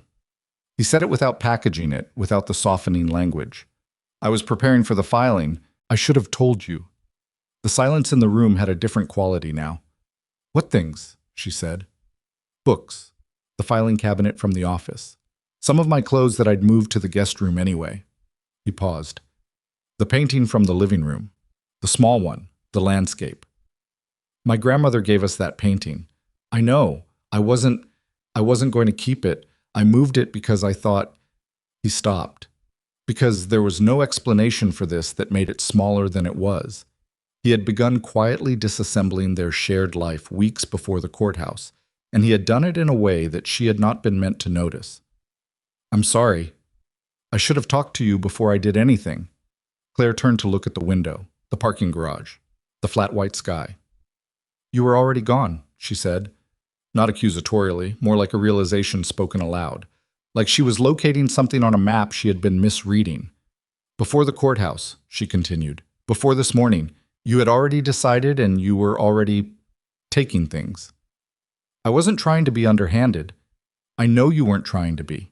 She kept looking at the window. That's what's so... She stopped. You weren't sneaking. You were just doing the next logical step in a plan you'd already made. That's what you do. You decide something internally and then you begin executing it before you've told anyone what you decided. She turned back to him. And I was in that house every day, and I had no idea you were already in the process of leaving. Mara had made herself very quiet. When did you decide? Claire asked. The real date. Not when you called Sandra. When did you actually decide in your own head that the marriage was over? He thought about lying. He thought about a softened version. He thought about both of those things and discarded them. November, he said, sometime in mid-November. She took that in. November, she repeated. After that dinner where we sat at the table for 40 minutes and didn't say 15 words to each other. I drove home and sat in the car for a long time. He looked at his hands. I told myself I was going to try one more time, and then I didn't. And by December I had made up my mind even if I hadn't said it yet. December 3rd, she said. Yes. We slept together in December. Yes. After you had already decided to leave. The way she said it, not a weapon. She did not want to wound him for sport, but a fact being placed in front of them that needed to be looked at. Yes, he said. Did that feel like... She stopped herself. She repositioned whatever she had been about to ask. What was that for you, that night? He could have said something safe. He didn't. It was the last time I let myself want to stay, he said. I think I knew that. I think on some level I knew that was the last time I was going to let myself want it, and I wanted it very much. Her eyes were bright, but she did not cry. Claire rarely cried in the way people expected. She was not a performer of grief. She went internal with pain the way she went internal with most things. And then morning came, she said, and I talked myself back out of it. She breathed through her nose. Okay, she said. Claire, I need you to stop talking for a few minutes, she said. Just stop. I need to sit with this. He stopped. Mara very quietly handed Claire a cup of water, which Claire accepted and held in both hands the way she held all hot drinks, warming her hands, though the water was cool. The gesture was so habitual, so intrinsically her, that it landed somewhere in Ethan's chest with a weight he had not expected. He sat in the chair and did not speak, and let her have the silence she had asked for. Dr. Marsh came back at 3 to begin the discharge process. It took over an hour. The paperwork, the final checks, the prescription for the pain management for the ribs, the printed sheets of post-concussion guidelines, the things to watch for, the things to avoid, the follow-up appointments already penciled into the system. Claire went through all of it with the careful attention she brought to everything. She asked her questions. She signed the forms. She was quiet with Ethan for most of it, not the cold quiet of someone who was done, the interior quiet of someone processing. By 4:30, she was dressed in the clothes Mara had brought, soft gray sweatpants and a blue pullover, the kind of clothes she wore on weekends, familiar clothes. And the bandage at her temple looked less clinical now that she was out of the hospital gown. She stood at the door of the room with her discharge papers in hand and looked around the room once, the way people look around rooms they are leaving. Okay, she said. Let's go. Ethan carried her bag. Mara carried her own. They took the elevator down and came out into the gray afternoon light of the hospital entrance, and the cold air hit them after a day and a half of climate-controlled interior, and Claire stopped for a moment with her face tilted slightly upward. I'm glad to be out of there, she said, to nobody in particular. Me too, Mara said. Ethan brought the car around. He held the door while Claire got in, moving carefully because of the ribs, and Mara got in the back. He closed the door and stood beside the car for just a moment, his hand on the roof. The parking lot of a hospital on a gray March afternoon. 36 hours ago, he had been signing papers. Now he was driving his wife home. He did not know what the 2 points on that line meant yet, what arc they were part of, what direction it was going. He did not know if he had earned the right to try for what he was beginning to understand he had almost thrown away. But he got in the car, and he drove them home, through the gray March streets with the rain finally arriving the way it had been threatening to since the morning before, and the city looked familiar and strange at the same time. The way things look when you have been somewhere difficult and come back, and everything is where you left it, and also not quite the same. The house on Whitfield Street looked exactly the same as it always had from the outside, which was the strangest part. Ethan pulled into the driveway and cut the engine and sat for a moment looking at the front of it, the dark gray siding, the white trim, the porch light that came on automatically at dusk, and that he had never gotten around to adjusting because the sensor triggered too early in winter. Claire had mentioned the light twice. He had put it on a mental list and left it there. The small things. The accumulated small things. He got out and came around to Claire's side. She was already opening the door, moving carefully, and he held it without reaching for her arm because he had learned in the last 36 hours that she would ask for help when she wanted it and resist it when she didn't, and the difference mattered to her. She stood in the driveway and looked at the house. Weird, she said. What is? Being back. She tilted her head slightly. It looks the same. It is the same. I know. That's the weird part. She moved toward the front steps. Mara came around from the other side of the car and took Claire's bag from Ethan without asking and carried it up the steps. Ethan unlocked the front door. His key, his house, the familiar resistance of the deadbolt that had always needed a slight upward pressure on the handle to turn smoothly. Another thing on the mental list that had never become an action. He pushed the door open and they went inside. The house smelled like itself. That particular combination of the old wood floors and the candle, Claire burned sometimes in the kitchen, and the faint trace of whatever had been cooked last. He could not identify the last meal, could not remember whether he or Claire had cooked anything this past week, or whether they had both just been eating separately, take-out containers in the trash, two people orbiting the same kitchen at different hours. Claire walked through the entryway slowly. He watched her clock the living room and understood immediately what she was seeing. The gap on the wall where the small landscape painting had hung, the hook still in the plaster, the slightly lighter rectangle of paint where the frame had been for 6 years. She stopped in front of it. I'll bring it back, he said. I'll get it from the storage unit tomorrow. You don't have to. I want to. She looked at the hook for another moment. My grandmother bought that at a market in Tuscany when she was 23 years old. She carried it back in her luggage on the flight home. She paused. She gave it to me when I got married because she said a home needs at least one thing in it that was made with someone's hands. He did not say anything. There was nothing adequate to say. She moved into the kitchen. He heard the refrigerator open, close, the sound of water running. Mara followed her and he stayed in the living room for a moment, looking at the blank hook on the wall, and then went to get Claire's bag from where Mara had set it by the stairs. He brought it up to the bedroom and set it on the ottoman at the foot of the bed and looked around the room that had been only hers for the past 3 months. It was different in small ways from when it had been theirs. A book on his former side of the bed, a second lamp on the nightstand, the closer door partly open with clothes arranged in the full space rather than only half of it. She had reorganized. She had made the room hers in his absence. He went back downstairs. Claire was at the kitchen table with a glass of water and the discharge papers spread in front of her. Mara was at the counter making actual tea from the box she'd apparently brought in Claire's bag. You should be on the couch, Mara said without turning around. I'm fine at the table. The doctor said rest. I am resting. I'm resting at the table. That's not what rest... Mara. Mara turned around and looked at her sister with the expression of a woman who has been fighting this particular battle for 34 years and has never once won it. "You're impossible," Mara said. "I know. Tea is fine." Ethan sat down at the table across from Claire. She looked at the papers and then at him. "I need to call Sandra," he said. "Today, before the end of business." She looked at him steadily. "To do what?" "To withdraw the filing." The kitchen was quiet. Mara's back was very deliberately toward them, giving them the version of privacy the small kitchen allowed. "Ethan, I know what you said. I know it doesn't resolve anything, and I know it can't be about the baby, and I know you haven't decided anything." He kept his voice level. "This is not leverage, and it's not a grand gesture. It's just, I filed this morning because I had decided the marriage was over. And the reasons I had decided that they're not reasons. They're things I did to us and told myself were things that happened to us." He looked at his hands on the table. "I'm not withdrawing it because I think it fixes anything. I'm withdrawing it because filing it was wrong, and I want to correct the wrong thing I did." Claire sat with that.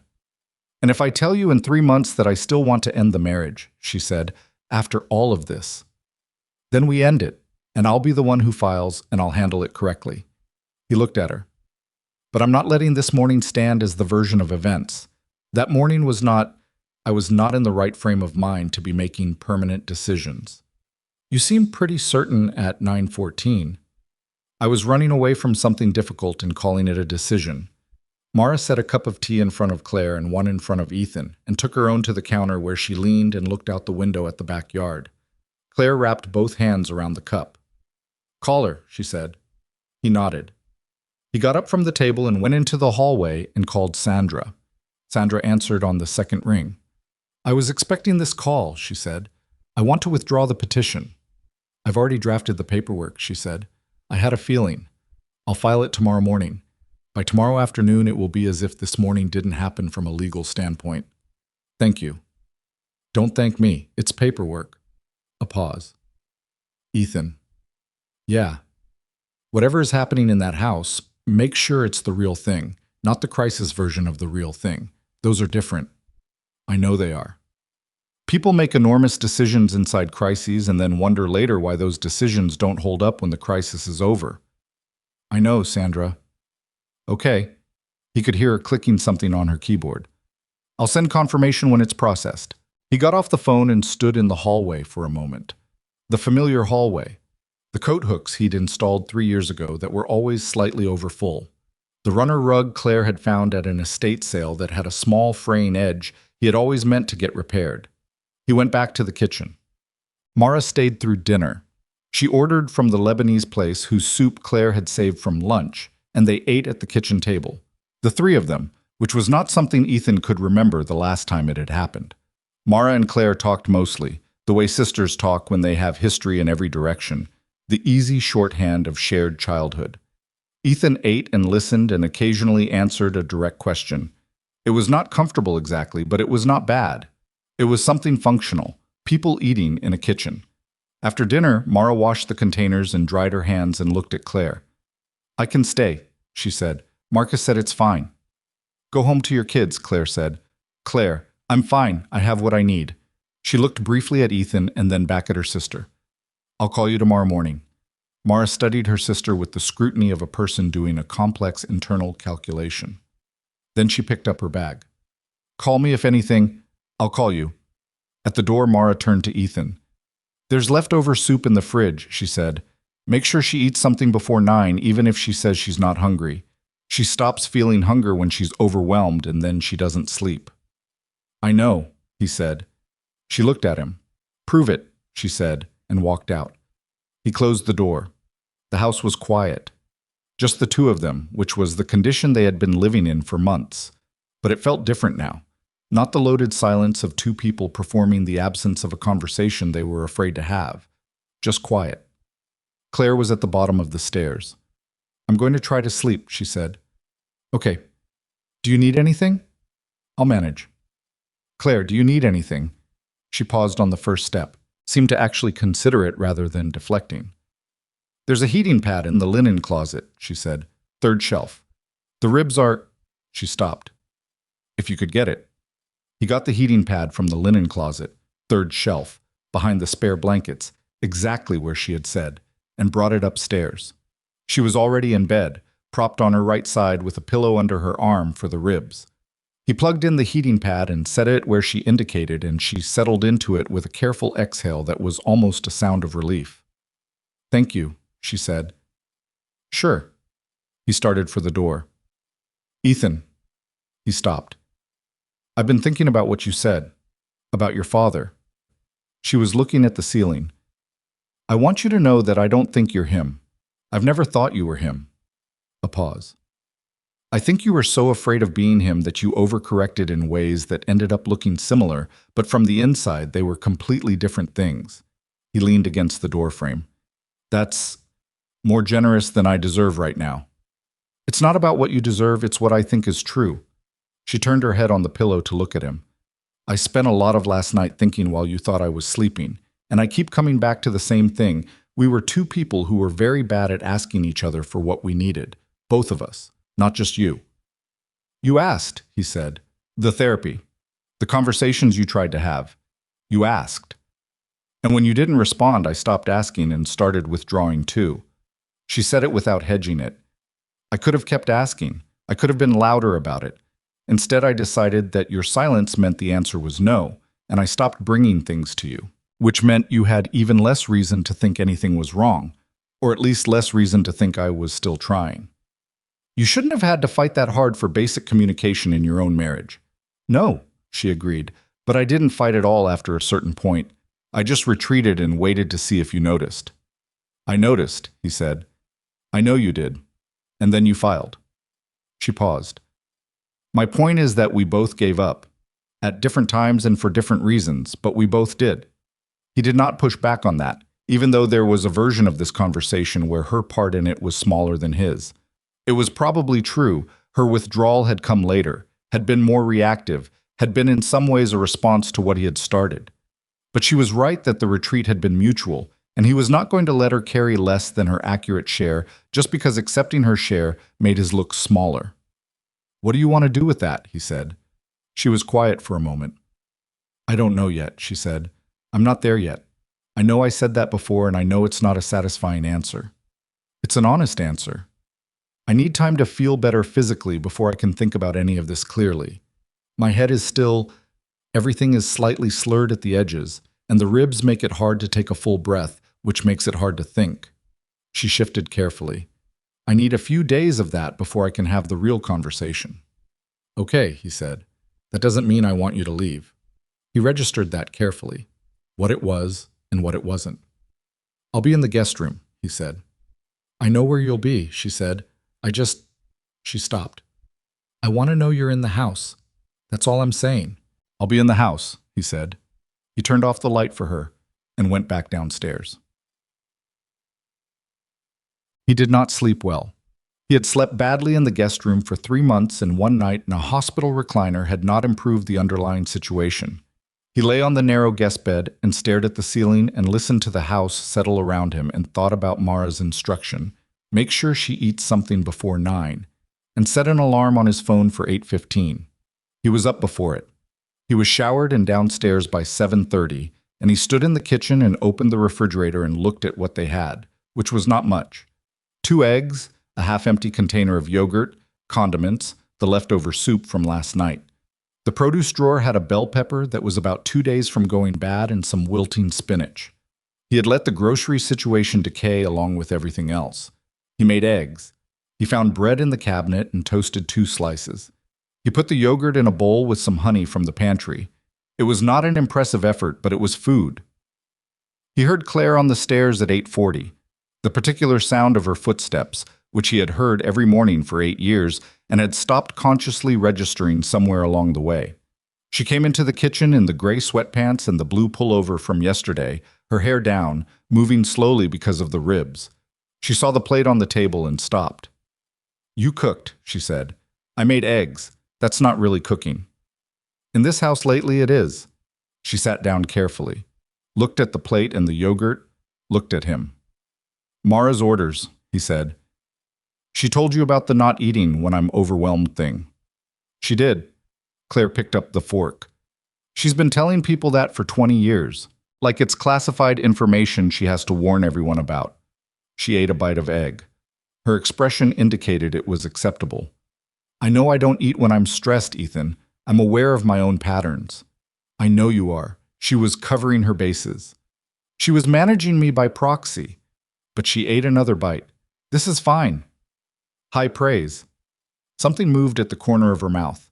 Not quite a smile. The neighborhood of one. He sat down across from her with his own coffee and did not say anything because the morning had an acceptable quality to it that he did not want to disturb.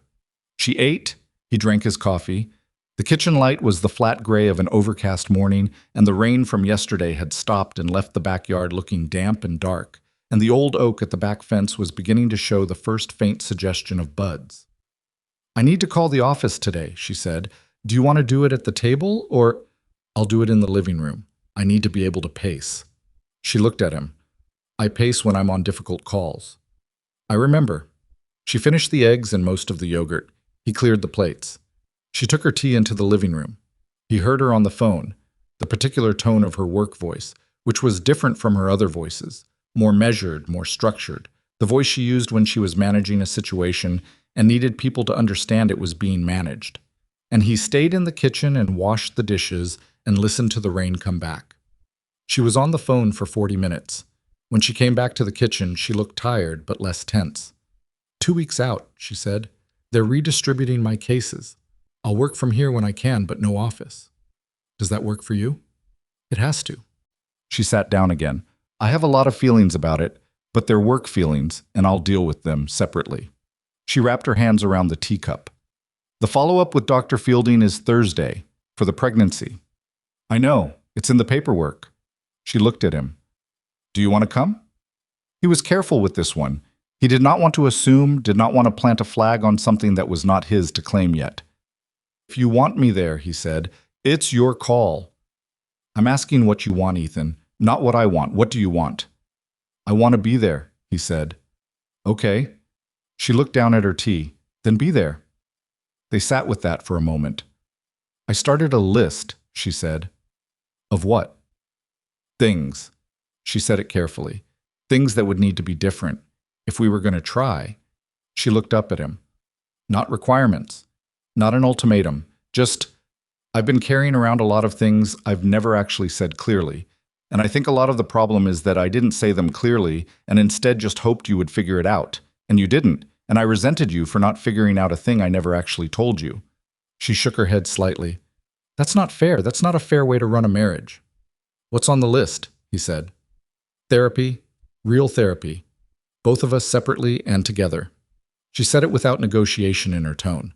This was not an opening bid. It was a minimum. Not the kind where you go twice and decide you've gotten enough out of it. The kind where you actually stay long enough to get somewhere. Yes, he said.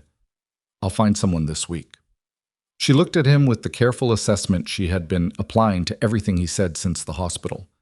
The moving things, she continued, without telling me, that cannot happen again. No decisions about shared things, our things, this house, anything we've built together, without talking to me first, even if you think the conversation is going to be difficult.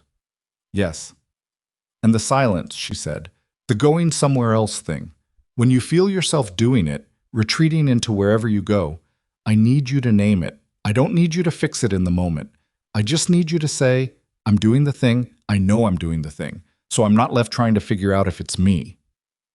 He thought about how many times she had been alone in that silence, filling in the blank of his absence with the worst available explanation because he had not offered her a better one. I can do that, he said. I'm going to fail at it sometimes. I know you are. I'm not asking for perfect. She looked at him directly. I'm asking for trying, actual trying, not the version you were doing before where you went through the motions and called it an effort. That's fair. She was quiet for a moment. Outside, the rain came down steadily on the backyard, on the old oak, on the damp, dark grass. I have a question, he said. Go ahead. The list. When did you start making it? She considered. Last night, she said, while you were sleeping. A pause. But honestly, I think I've been making it for 2 years. I just didn't know who I was making it for. He absorbed that. I'm sorry it took this long, he said, for there to be someone to give it to. She looked at him for a long moment. Me too, she said. The first week home was not dramatic. That was the thing about real life. Ethan was learning. The real version of trying to repair something was not composed of cinematic moments and the kind of clarity that arrives in hospital rooms. The hospital room had been its own suspended world, the emergency quality of it stripping things down to what was fundamental. Back in the house, in the actual daily life of it, things were messier and slower and considerably less clear. He found a therapist by Wednesday, a man named Dr. Ari Weston, who had a practice in an office building 10 minutes from the house and whose patient reviews online described him as direct, which was what Ethan needed. His first appointment was the following Monday. He told Claire he'd made it, and she nodded once, briefly, and said good, and went back to what she was reading. He grocery shopped on Tuesday. Properly. Not just survival supplies, but actual ingredients, the things she liked. He knew what she liked. He had just stopped acting on that knowledge at some point. He cooked 3 nights that first week, real dinners, and he did not make a production of it or offer them as evidence of his reformation. He just cooked and they ate, sometimes at the table together, sometimes her in the living room because she was on a work call that ran late. He did not take the separate eating personally. It was just the shape of things right now. The painting came back from the storage unit on Wednesday. He rehung it himself, matched the hook exactly. He did not tell her it was done. She walked past the living room that afternoon and stopped in the doorway and looked at it for a moment and then kept going. That was enough. The Thursday OB appointment arrived. He drove. She did not tell him what to expect and he did not ask. He simply drove and parked and walked in with her and sat in the waiting room of Dr. Fielding's office, which was decorated in the particular soft palette of offices designed to make anxious people feel calmer, which did not entirely work, but he appreciated the effort. They called Claire's name. She stood, looked at him. "Come on," she said. He followed her back. Dr. Fielding was a calm, quiet man who had the energy of someone who had spent his career managing enormous things with great care. He reviewed Claire's recovery from the accident, asked the right questions, checked what needed checking. Then he performed an ultrasound. Ethan had never been in an ultrasound room. He had never had occasion to be. He stood beside the exam table and watched the screen where the image was gray and unclear to him, and Dr. Fielding moved the wand and the image shifted. "There," Dr. Fielding said. He indicated a small shape on the screen, a movement in the gray. "Heartbeat is strong. Everything looks exactly as it should for this stage." The shape moved. Ethan looked at it. He had been dealing with this information as information for 5 days. A fact, a number, 11 weeks, a pregnancy, a complicating factor in an already complicated situation. He had been processing it through the same analytical machinery he processed most things through. The shape moved on the screen and his analytical machinery briefly stopped. Claire was looking at the screen too. He looked at her face. She was doing the same thing he was. The same recalibration, the same transition from the abstract fact to the specific reality, and he could see it happen in her expression, the slight shift of something becoming real in a new way. She reached out without looking at him and found his hand on the rail of the exam table and held it. He did not move. He barely breathed. She did not look at him, and she did not let go.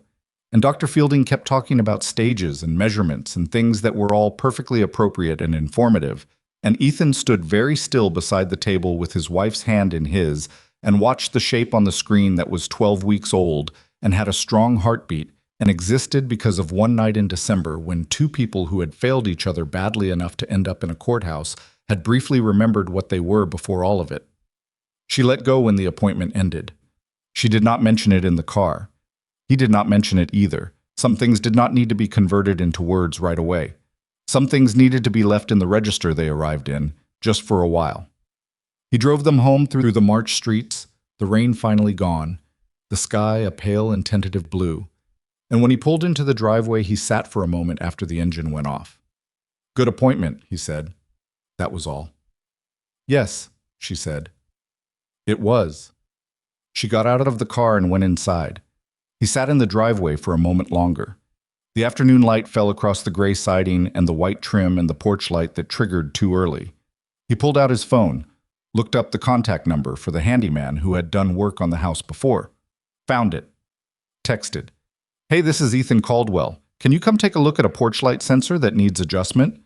The handyman texted back within 10 minutes. Sure, can do Saturday. He sat there a moment longer. Then he went inside. Spring came to Whitfield Street the way it always did. Not all at once, but in small arguments against winter. A warm day followed by a cold one. Crocuses pushing up through the front bed, and then getting hit by a late frost. The oak in the backyard putting out tentative buds that retreated, and then came back more insistently until there was no more retreating to do. Ethan noticed all of it. That was new. Or not new exactly. He had never been a man who was oblivious to the physical world, but he was paying attention in a different register now, the way you pay attention to things when you have recently understood how close you came to losing them. The first Monday appointment with Dr. Weston had been in mid-March, 10 days after the accident. It had not gone well, in the sense that comfortable appointments with therapists are generally a sign that nothing useful is happening. Dr. Weston was a compact man in his early 60s with reading glasses and the habit of asking questions that sounded simple until you tried to answer them and discovered they were not simple at all. "What do you think you're here to fix?" Dr. Weston had asked in the first 10 minutes. "My marriage," Ethan said. "Okay. What's wrong with it?" "I checked out. I stopped showing up. I let it deteriorate until it was easier to end it than to try to save it." Dr. Weston looked at him over his glasses. "That's a very clean explanation. Is it wrong?" "It's accurate in the way that saying a car broke down because it stopped working is accurate. It describes the outcome without explaining the mechanism." He set his pad down. "I'm less interested in what you did. I'm more interested in what it felt like to do it. What the internal experience was, the sequence of events on the inside." Ethan sat with that. He had not come prepared to talk about his inside. He had come prepared to identify problems and discuss solutions and create a framework for measurable improvement, which was how he approached every difficult project in his professional life and had apparently been applying to his personal life with approximately zero success. "I don't know how to do what you're asking," he said. "I know," Dr. Weston said. "That's why you're here." He went back every week. It was not comfortable and it did not become comfortable, which Dr. Weston seemed to view as an indicator of progress. They talked about his father at length. They talked about the particular way Ethan had learned, as a child in a household where emotional expression was not modeled and was in fact mildly discouraged, to equate silence with safety and vulnerability with danger. They talked about how that had calcified over decades into a man who was genuinely caring in the practical dimensions of life and genuinely unreachable in the interior ones. "Do you think your father loved your mother?" Dr. Weston asked in week 3. "Yes," Ethan said. "I think he loved her completely. I think he just didn't know how to exist in the same space as that love. It scared him." "Does that sound familiar?" He had sat quietly for a long moment. "Yes," he said. Claire started seeing someone too. A therapist named Dr. Helen Park, whose office was on the other side of the city, who Claire had found herself and told Ethan about in the matter-of-fact way she disclosed most things, simply, without performance. "I started therapy," she said one morning in late March. They were in the kitchen, which had become the room where most of the real conversations happened, possibly because it was the most neutral territory in the house. Nobody's particular space, just the room where food happened and where they had always moved around each other most naturally. "How is it?" he asked. "Hard." She poured her coffee. "She asked me why I married you." "What did you say?" "I said because I thought you were the most interesting person I had ever met, and you made me feel like the world was bigger than I had previously understood it to be." She said it without sentimentality, just as a fact from her own history. And she asked if I still felt that way. She paused. I said I didn't know. I said I hadn't felt that way in a long time, and I wasn't sure if that was because it wasn't true anymore or because I'd stopped being able to feel anything about you except tired. He looked at his coffee. "What do you think now?" he said. She was quiet for a moment. "I think it's still true," she said. "I think I just buried it under a lot of other things." She looked at him. "But knowing it's still there and knowing what to do with it are different problems." "I know. Dr. Park says I need to figure out what I actually want. Not what I'm willing to accept. Not what's reasonable. What I actually want from my own life, separate from the question of you." She held her cup. "I've spent so much time thinking about the marriage as a thing to save or end that I forgot to ask myself what I would want if I could want freely." "And what do you want?" he said, "when you ask freely?" She thought about it for a while, long enough that he understood she was not going to produce a quick answer. "I want to not be lonely in my own home," she said. "That's the core of it. I can live with imperfection. I can live with difficulty. What I cannot live with is being alone in a room with someone I love." She met his eyes. "I was so lonely, Ethan, for so long. I need you to understand the size of that." "I'm beginning to," he said. "I don't think I fully understood it before because I was using the same word for what I felt, lonely. And I think I experienced about a quarter of the version you were living." She looked at him with something that was not forgiveness yet, but was adjacent to it. The kind of look that means, "I see you seeing it, and that's something." "That's the most honest thing you've said to me in 2 years," she said. "I've been practicing," he said. "Dr. Weston's doing, learning to say the thing directly instead of the managed version of the thing." Something moved at the corner of her mouth, the almost smile that had been appearing more regularly in recent weeks. "I noticed," she said. April arrived and this baby arrived as a visible fact. Claire beginning to show in the subtle way of early pregnancy, a change that was mostly apparent to Ethan because he was looking, paying attention, doing the things he had stopped doing. She was 16 weeks by early April, past the most anxious period, the regular appointments with Dr. Fielding showing everything as it should be. He went to all of them. She did not have to ask after the first one. He was simply there, and that was the new fact of things. The joint therapy sessions started in April, also Dr. Weston's recommendation.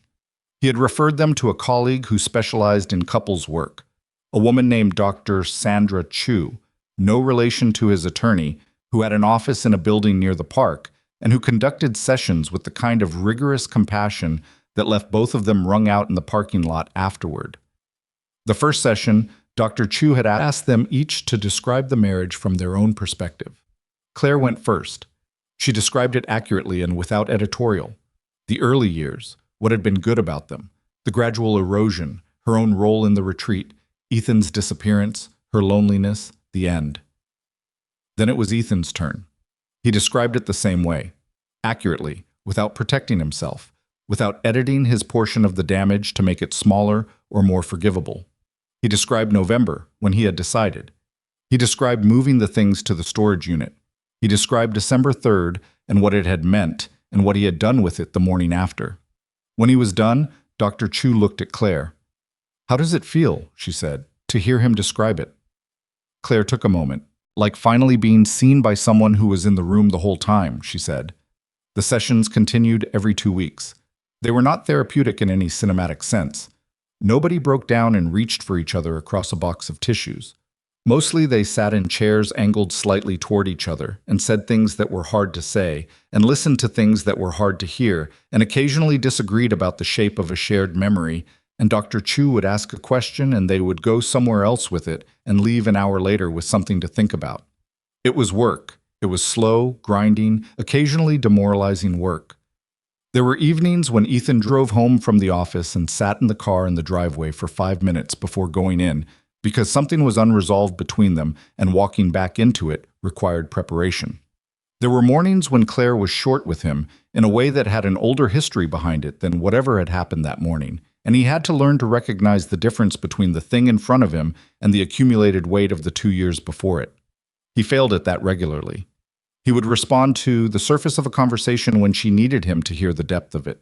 He would default to problem solving when she needed him to just be present with the difficulty. He would go quiet when he should have spoken, not because he had nothing to say, but because finding words for interior things was still hard, was maybe always going to be hard, and Dr. Weston kept reminding him that the goal was not fluency, but effort. "You keep trying to get to the point where this is easy," Dr. Weston said in May. "There is no point like that." "Then what's the point?" Ethan said. He had not meant it as a joke. "The point is that you keep trying despite it being hard. The value is in the trying, not in mastering it." He sat with that. "That's not a very satisfying answer," he said. "No," Dr. Weston agreed. "It's not. But it's the true one." He brought that home. He said it to Claire one evening, the therapy version of it, the awkward way he phrased things when he was trying to translate his own internal processing into actual language. She listened. I've been trying to get to a point where I've fixed it, he said. The thing in me that caused all of this. And I keep realizing I'm not going to get there. It's not a destination. No, she said. So I need to just keep doing the things, even when I'm not sure if they're working. She looked at him. They were in the living room after dinner, her on the couch with her feet up per the obstetric recommendation, him in the chair across from her, the lamp between them making the room warm-looking in the spring evening. Is that hard for you? She said, not being able to measure whether it's working. Yes, he said. I prefer a clear metric. I know you do. She looked at her hands in her lap.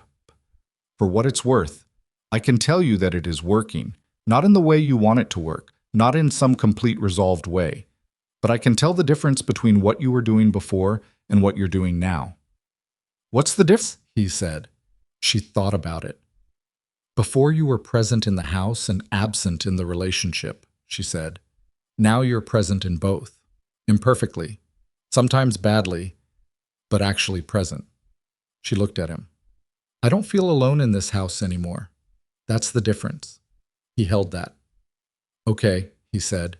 It's not everything, she said quickly. I'm not saying we're fixed or that I've stopped being hurt by what happened.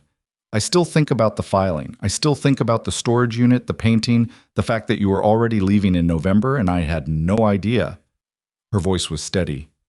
I'm going to think about those things for a long time. I know. But I'm choosing to be here, she said. Every day I make that choice, and I need you to understand that it's a choice, not an inevitability. Not because of the baby, not because it's legally easier, not because I don't have other options. She held his gaze. I'm choosing this because I think you are actually trying to be someone different, and because I think I'm worth the trying. You are, he said. You have always been worth it. I just stopped acting like it. She looked at him for a moment. Don't say it like it's in the past, she said. Say it like it's now. You are worth it, he said. Now, every day.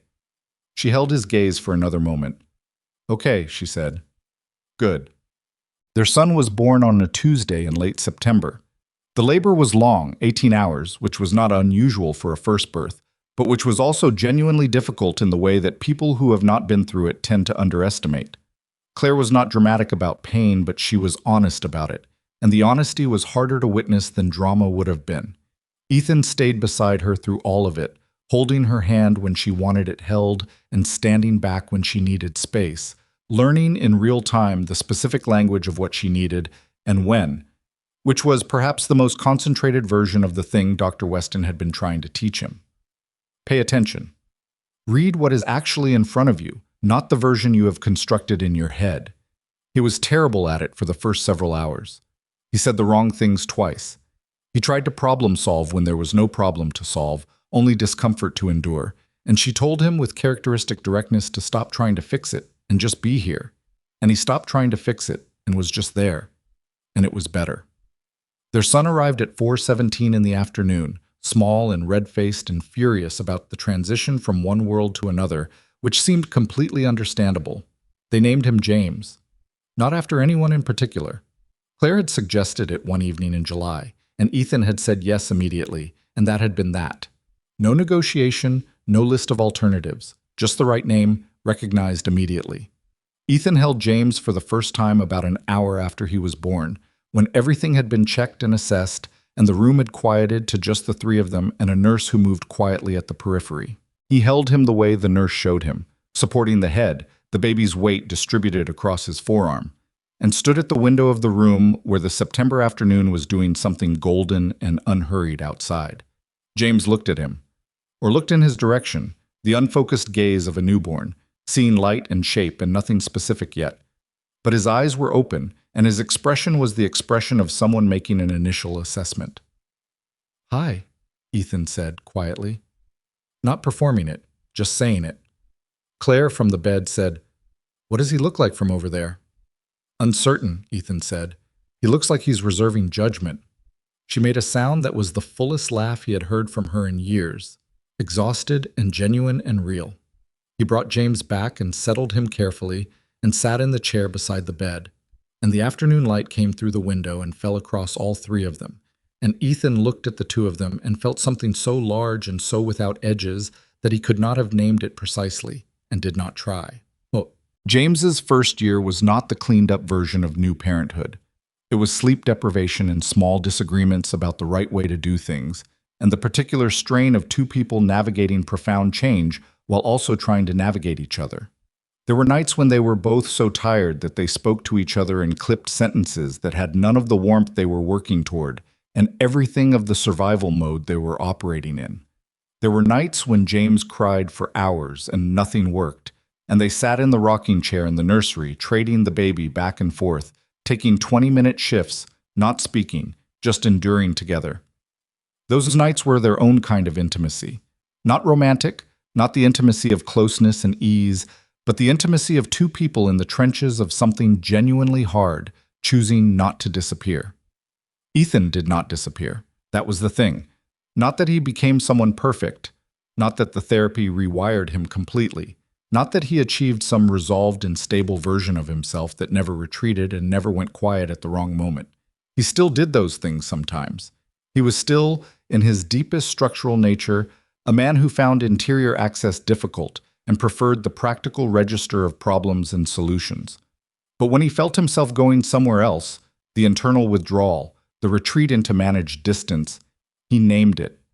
Not always gracefully, sometimes he said it badly, said, "I think I'm doing the thing." And Claire would look at him and say, "I know, come back." And he would try.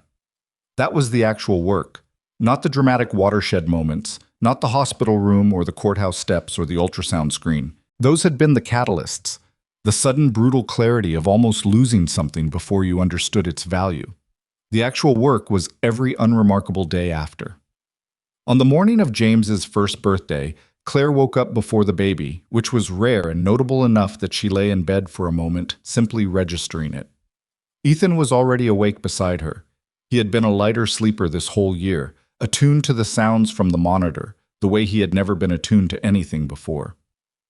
"He's still asleep," Claire said. "For now. Don't jinx it." They lay there in the early morning quiet. Outside the window, the September light was beginning. The oak in the backyard had gone to its early autumn state, the leaves just starting to turn at the edges, the first gold appearing at the tips. "1 year," she said. "1 year," he said. She was quiet for a moment. "Do you ever think about that morning?" she said. "The courthouse." He had known this question was coming eventually, in the way you know certain conversations are going to find their moment. He had thought about how to answer it honestly without the kind of honesty that was really just performance of honesty. "Yes," he said. "Not constantly, but yes." "What do you think about when you think about it?" He looked at the ceiling. The morning light was the kind that made everything look provisional and soft. "I think about Gerald," he said. "The clerk, with the reading glasses on his forehead." She was quiet. "I think about the stamp he used," Ethan continued, "that sound it made. And I think about what I felt walking down those courthouse steps and the thing underneath it that I didn't look at." He paused. "I think about how certain I was, how completely I had convinced myself that I had thought it through and arrived at the only rational conclusion." He turned his head to look at her. "I think about how close it was." "It was very close," she said. "I know." "If the accident had happened 20 minutes earlier, I know." He had thought about that particular geometry many times. The 18 minutes between the signing and the phone call. What a different 18 minutes would have produced. She was quiet for a moment. "I used to be angry about the accident," she said. "Not about the accident itself, about the fact that it took that for you to stop." She paused. "I kept thinking, why did it take an emergency? Why couldn't you have just seen it before it became an emergency?" "Yes. Because I was not paying attention to anything that wasn't presenting as an emergency," he said. "Because I had spent years telling myself that the distance between us was a stable condition rather than a slow collapse, and stable conditions don't require action." He looked at the ceiling again. "I needed it to become a crisis before I could see it as one. That's a terrible thing about how I was operating." "Yes," she said. "It is. I'm sorry for that." "I know you are." From down the hall, a small sound began. Not quite a cry yet, more the preliminary sounds of a small person surfacing from sleep, the sounds James made in the moments before he decided whether to escalate. They both listened. The sound subsided. "False alarm," Claire said. "Give it 30 seconds," Ethan said. 20 seconds later, the sounds resumed with conviction. Claire started to push back the covers. He was already up. "I've got him," he said. She settled back.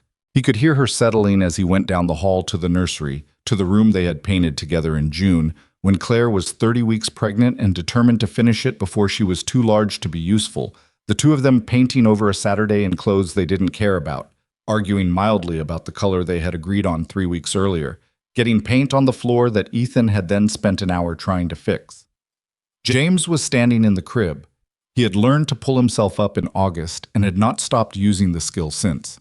He was holding the rail, bouncing slightly on his feet, looking at the door with the expectant expression of a person who has put in a reasonable request and is waiting to see if it will be fulfilled. "Happy birthday?" Ethan said. James considered him, then bounced twice more, with increased urgency. Ethan picked him up, settled him against his shoulder, felt the small, immediate weight of him, the specific way James always grabbed a fistful of shirt at the shoulder and held on. He stood at the window of the nursery, the same window, the same September light, and looked out at the backyard and the oak tree that was beginning to turn. 1 year. He thought about the version of the day that had almost been, the version where James did not exist because the marriage had ended in March of the year before, where Ethan was living in an apartment somewhere checking custody schedules, and Claire was navigating a pregnancy alone, and the house on Whitfield Street had been sold and divided according to Exhibit C. He thought about that version, and then he set it down. He had been carrying it long enough. What it had taught him was clear, and he did not need to keep looking at it. He carried James back to the bedroom. Claire had pushed herself upright against the headboard with her reading glasses on and her phone in her hand, doing the morning check of emails that she did before her feet hit the floor. She looked up when they came in. James made a sound of recognition and reached for her. Ethan handed him over and sat on the edge of the bed and watched Claire tuck James against her side and take her glasses off and do the particular thing she did, the thing he had watched her do every morning this year, where she looked at their son with the expression of someone who has been given something they did not entirely expect and are still, each morning, freshly surprised by it. There was nothing neat about any of it. The room was not clean. James needed a change. Claire had a hard week at work ahead of her, and he had a deposition that was going to run long. The therapy continued, the individual sessions, the couples sessions, the slow excavation of things that had been buried long enough to harden. His relationship with silence was still complicated. Her instinct to retreat when she was in pain was still present. These were not solved problems. They were managed ones, tended ones, the kind of problems that did not resolve but became known, became workable, became the landscape you navigated rather than the obstacle that stopped you. He had learned, in the last year and a half, that this was what real commitment actually looked like. Not the version from the front end of things, the version made of promise and optimism, and the confidence of two people who have not yet had to locate the limits of what they can do for each other. The real version was this: knowing exactly where the limits were, knowing what it had cost to approach them, and choosing each other anyway, imperfectly, repeatedly, without the guarantee of a clean ending. There was a thing Dr. Weston had said, somewhere in the middle months of their work together, that had stayed with Ethan in the way certain plainly true things stay with you. He had said, "The most ordinary form of courage is showing up every day to something that is hard, that may not get easier, and that matters to you anyway. Most people never recognize it as courage because there is no single dramatic moment to point to. It just looks like Tuesday, and Wednesday, and the Tuesday after that." Ethan had not said anything in response to that at the time. He had filed it in the place where he filed things that needed processing. He was done processing it. It looked like James's first birthday, which was a Tuesday in late September with the September light coming through the curtains, and Claire's coffee going cold on the nightstand and the oak in the backyard just beginning to change, and his son holding a fistful of his shirt. It looked like this. It looked like ordinary. He had almost signed that away with a steady hand at 9:14 on a March morning, and the steadiness of his hand was the part that still got him. Not the decision itself, which had been fear masquerading as reason, but the absence of trembling. How certain a person could be about something profoundly wrong. He hoped he never felt that certain again. You're quiet, Claire said without looking up from James. Thinking, he said. About what? About Tuesday, he said. She looked at him then, the reading glasses still in her hand. James settled against her shoulder now, and beginning to drift with the easy trust of someone who has never once not been caught. She looked at him with the full knowing of a person who has been through something genuinely difficult with someone, and come out the other side still standing, still here, still choosing. And whatever that kind of looking cost her, she did not withhold it. Yeah, she said, me too. Outside the window, the September morning continued without them for a moment. The light on the oak, the ordinary Tuesday unfolding in the ordinary way of all the Tuesdays that had built something real, not perfect, not clean, not the thing either of them had imagined when they started, but real. And real, it turned out, was enough. Real, it turned out, was everything.